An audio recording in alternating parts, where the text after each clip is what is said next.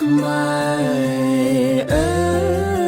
យចូលចាំចាំថាតាមសៅវតាជាខែមរាធ្លាប់តែកា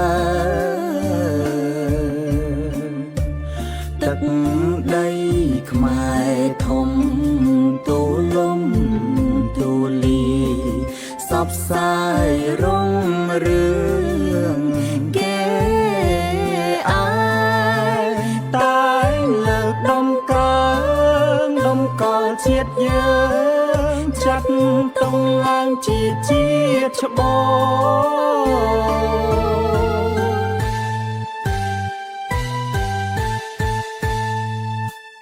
អារៀងធោ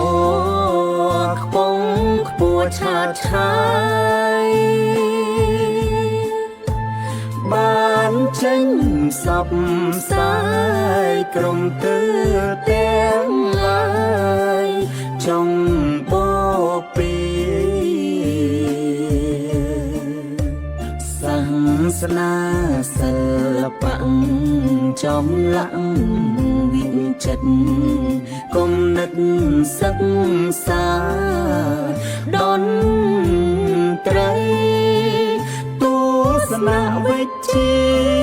ព្រះពុទ្ធសាសនាជាគោលការណ៍ខ្មែរស្អីទៅ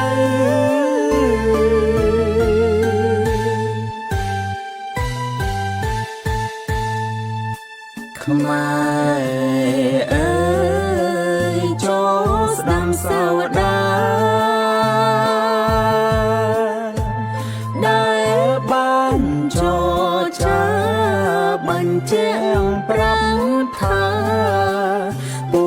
ជខ្មែរថ្កាតាំងចិត្តឲ្យមមខិតខំប្រឹងវិញបញ្ចេញដំការដំឡៃ